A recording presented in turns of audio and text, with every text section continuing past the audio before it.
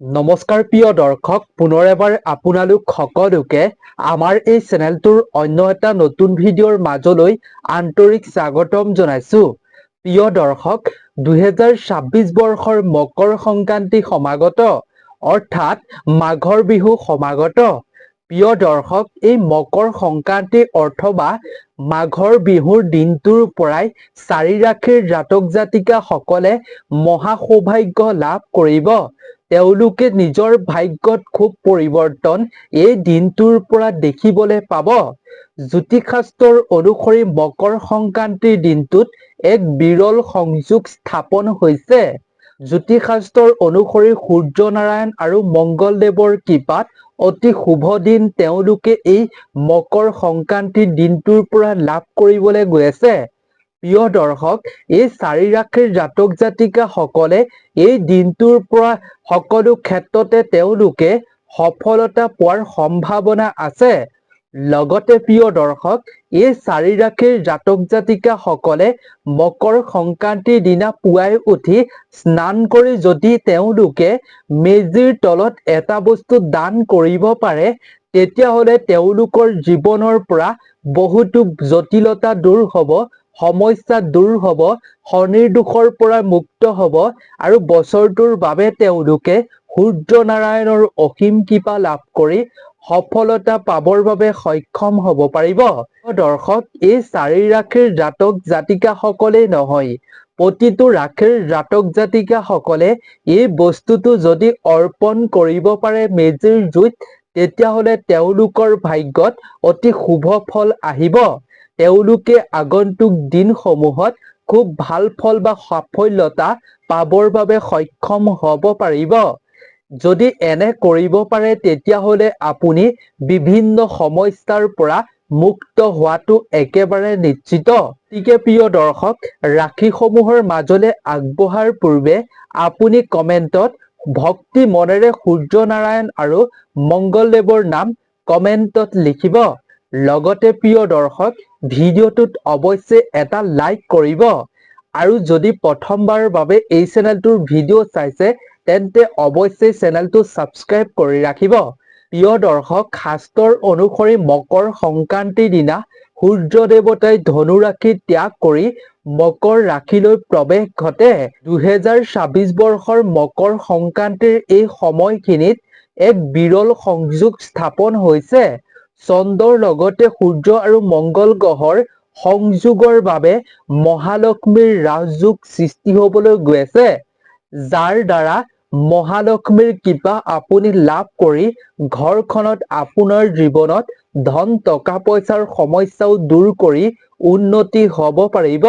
এক বিৰল সংযোগ স্থাপন হৈছে এই মকৰ সংক্ৰান্তিৰ দিনটোৰ পৰা এই চাৰি ৰাশিৰ জাতক জাতিকাসকলৰ ওপৰত। প্ৰিয় দৰ্শক, জ্যোতিষশাস্ত্ৰৰ অনুসৰি এই মকৰ সংক্ৰান্তিত যি মহালক্ষ্মীৰ এক ৰাজযোগ সৃষ্টি হ'বলৈ গৈ আছে, এই ৰাজযোগে এই চাৰি ৰাশিৰ বাবে অত্যন্ত উপকাৰী ফল কঢ়িয়াই আনিব বুলি কোৱা হৈছে জ্যোতি গণনা অনুসৰি, যাৰ ফলস্বৰূপে এই চাৰি ৰাশিৰ জাতক জাতিকাসকলৰ হঠাতে আৰ্থিক লাভ হোৱাৰ সম্ভাৱনা আছে আৰু পদোন্নতি আৰু সৌভাগ্য জীৱনলৈ অহাৰ প্ৰবল সম্ভাৱনা আছে বুলি কোৱা হৈছে জ্যোতিষশাস্ত্ৰত।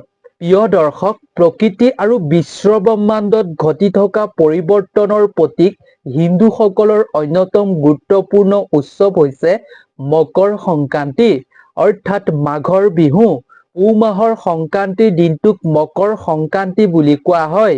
এই মকৰ সংক্ৰান্তিৰ দিনা সমগ্ৰ অসমবাসীয়ে পালন কৰে ভোগালী বিহু। লগতে কোৱা হৈছে শাস্ত্ৰত এই উৎসৱে পৃথিৱীলৈ স্বাভাৱিক পৰিৱৰ্তন লৈ আনে। একেদৰে প্ৰিয় দৰ্শক, সূৰ্যৰ পথৰ পৰিৱৰ্তনৰ ওপৰত ভিত্তি কৰি মকৰ সংক্ৰান্তি উদযাপন কৰা হয়। প্ৰিয় দৰ্শক, কেৱল ইমানেই নহয়, মকৰ সংক্ৰান্তিৰ দিনা আপুনি কৰা কৰ্মই আপোনাৰ জীৱনটোলৈ ইতিবাচক পৰিৱৰ্তন লৈ আনিব। আপুনি যদি এই দিনটোত এটা বস্তু মেজিৰ তলত দান কৰিব পাৰে, ইয়াৰ ফলত আপোনাৰ জীৱনলৈ খুব ভাল ফল আহিব। ফলস্বৰূপে আপোনাৰ জীৱনত ইতিবাচক শক্তিৰে ভৰি থাকিব, যাৰ ফলত যিকোনো কামতে আপুনি সাফল্যতা লাভ কৰিবলৈ সক্ষম হ'ব পাৰিব।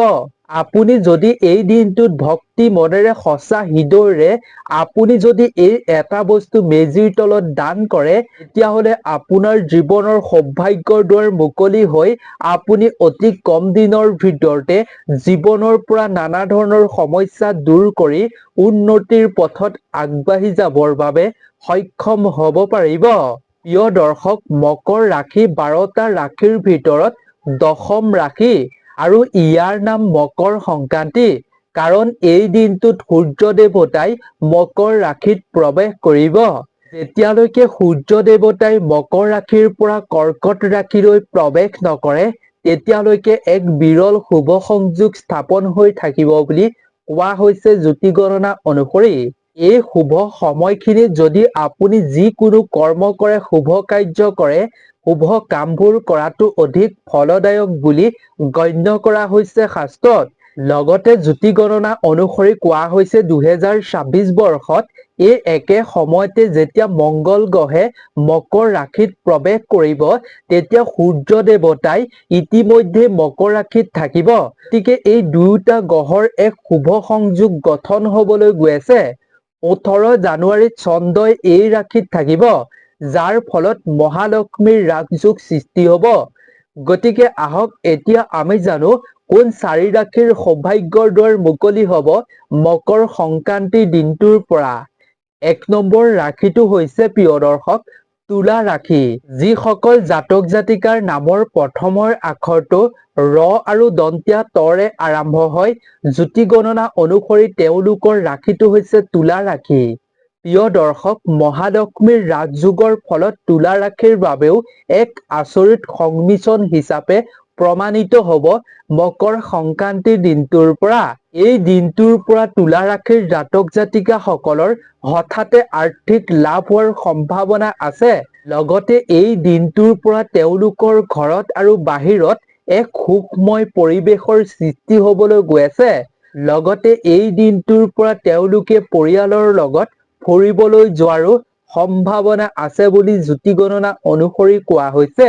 মকৰ সংক্ৰান্তিৰ দিনটোৰ পৰা তুলা ৰাশিৰ জাতক জাতিকাসকলে সূৰ্য নাৰায়ণ আৰু মংগল দেৱতাৰ লগতে লক্ষ্মী দেৱীৰ কৃপা লাভ কৰিবৰ বাবে সক্ষম হ'ব পাৰিব। তেওঁলোকৰ বাবে এই দিনটোৰ পৰা অতি শুভ দিন আৰম্ভ হ'ব বুলি জ্যোতি গণনা অনুসৰি কোৱা হৈছে, বিশেষকৈ আৰ্থিক দিশত। 2 নম্বৰ ৰাশিটো হৈছে প্ৰিয় দৰ্শক বৃশ্চিক ৰাশি।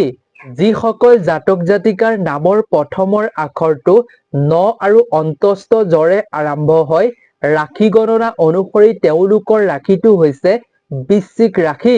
বৃশ্চিক ৰাশিৰ জাতক জাতিকাসকলৰ বাবে মকৰ সংক্ৰান্তিৰ দিনটো অতি তেওঁলোকৰ ভাগ্যৰ উৎসৱ বুলি কোৱা হৈছে। জ্যোতি গণনা অনুসৰি এই মকৰ সংক্ৰান্তিৰ দিনটোৰ পৰা তেওঁলোকৰ ভাগ্যত অতি পৰিৱৰ্তন দেখিবলৈ পাব। লগতে জ্যোতি গণনা অনুসৰি কোৱা হৈছে সূৰ্য নাৰায়ণ আৰু মংগল দেৱতাৰ আৰু মহালক্ষ্মীৰ ৰাজযোগ সৃষ্টি হোৱাৰ বাবে এই ৰাশিৰ জাতক জাতিকাসকলে যি কাম হাতত ল'ব কৰিবৰ বাবে তাতেই তেওঁলোকে সাফল্যতা লাভ কৰিবৰ বাবে সক্ষম হ'ব পাৰিব বুলি কোৱা হৈছে। লগতে প্ৰিয় দৰ্শক, জ্যেষ্ঠ বিষয়াৰ পৰা পদোন্নতি আৰু প্ৰশংসা লাভ কৰাৰ প্ৰবল সম্ভাৱনা আছে বুলি জ্যোতি গণনা অনুসৰি কোৱা হৈছে। লগতে বাহন সম্পত্তি ক্ৰয় কৰাৰ বাবে তেওঁলোকৰ বাবে অতি ভাল সুযোগ আছে বুলি কোৱা হৈছে। 3 নম্বৰতে হৈছে মকৰ ৰাশি। যিসকল জাতক জাতিকাৰ নামৰ প্ৰথমৰ আখৰটো খ আৰু বজ্ঞাজৰে আৰম্ভ, ৰাশি গণনা অনুসৰি তেওঁলোকৰ ৰাশিটো হৈছে মকৰ ৰাশি। মহালক্ষ্মীৰ এক বিৰল ৰাজযোগৰ বাবে মকৰ ৰাশিৰ জাতক জাতিকাসকলৰ বাবে এই দিনটো বিশেষ লাভ হ'ব বুলি কোৱা হৈছে। আয় বৃদ্ধি পাব, তেওঁলোকৰ খৰচো যথেষ্ট হ্ৰাস পাব বুলি কোৱা হৈছে।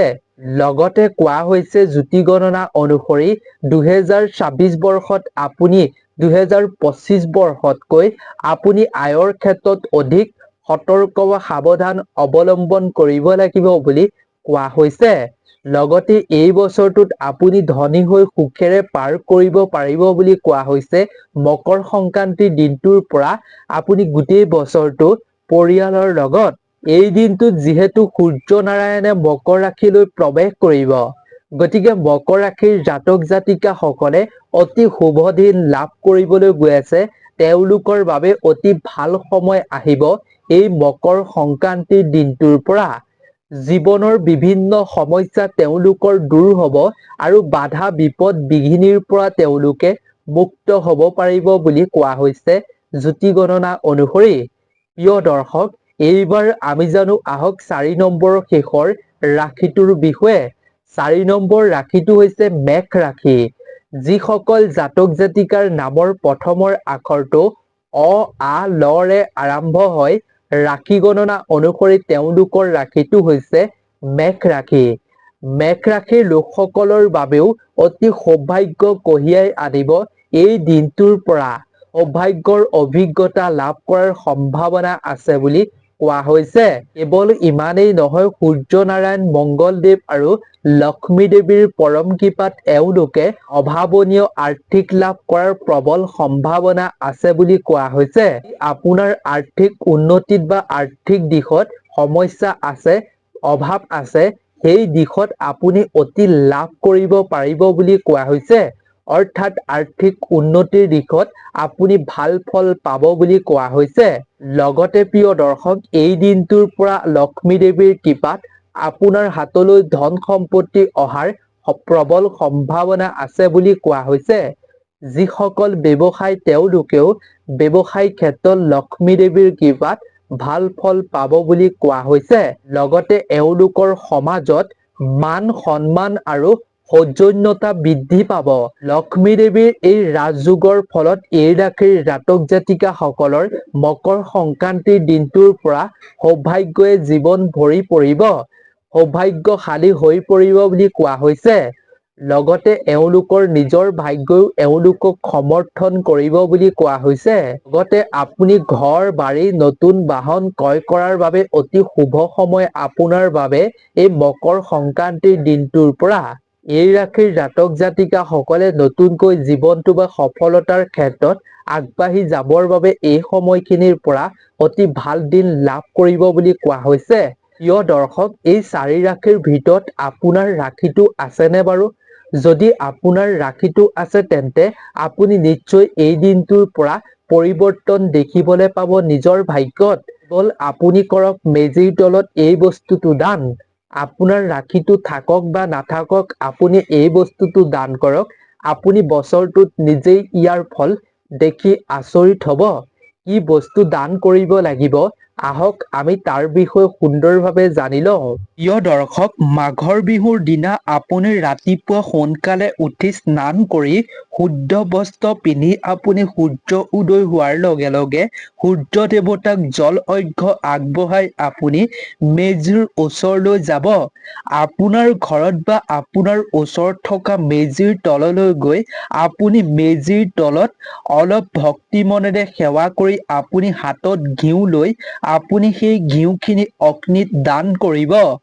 অগ্নি দেৱতাৰ প্ৰিয় বস্তু হৈছে ঘিউ। ঘিউ দিলে অগ্নি দেৱতা প্ৰসন্ন হয় বুলি কোৱা হয়। গতিকে আপুনি এই দিনটোত অকণমান হ'লেও ঘিউ হাতত লৈ আপুনি ভক্তি মনেৰে প্ৰাৰ্থনা কৰি অগ্নিত আপুনি ঘিউ অৰ্পণ বা দান কৰিবলৈ চেষ্টা কৰিব। ইয়াৰ দ্বাৰা বছৰটোৰ বাবে অগ্নিৰ ভয় দূৰ হ'ব, অগ্নি দেৱতা আপোনাৰ ওপৰত প্ৰসন্ন হৈ থাকিব বুলি কোৱা হৈছে শাস্ত্ৰত। লগতে জনবিশ্বাস আৰু লোকবিশ্বাস অনুসৰি এই দিনটোত মেজিৰ জুইত আমাৰ অসমীয়া সমাজত পৰম্পৰা আছে যে পিঠা পোনা লাৰু সকলোখিনি অগ্নি দেৱতাক দান কৰা, অৰ্থাৎ অৰ্পণ কৰা। গতিকে আপুনি অৰ্পণ এই দিনটোত অৱশ্যেই কৰিব মনত ভক্তি ভাৱেৰে। এনে কৰিলে আপুনি বছৰটোৰ বাবে অগ্নি দেৱতাৰ অসীম কৃপা পাব পাৰিব আৰু সূৰ্য দেৱতাক জল অৰ্ঘ্য আগবঢ়ালে বছৰটোৰ বাবে সূৰ্য নাৰায়ণৰ অসীম কৃপা লাভ কৰিব পাৰিব। গতিকে প্ৰিয় দৰ্শক, আজিৰ ভিডিঅ'টো ইমানেই আছিল। আশা কৰোঁ ভিডিঅ'টো চাই নিশ্চয় ভাল পালে। গতিকে আপুনি ভক্তি মনেৰে এই বস্তু অৱশ্যেই দান কৰিবলৈ চেষ্টা কৰিব। গতিকে আপোনালোক সকলো ভালে থাকক, সুস্থ থাকক, তাৰেই আমিও কামনা কৰিছো। নতুন এটা ভিডিঅ'ৰ লগত পুনৰ এবাৰ লগ পাম। আজিৰ ভিডিঅ'টোৰ পৰা বিদায় লৈছো। ধন্যবাদ।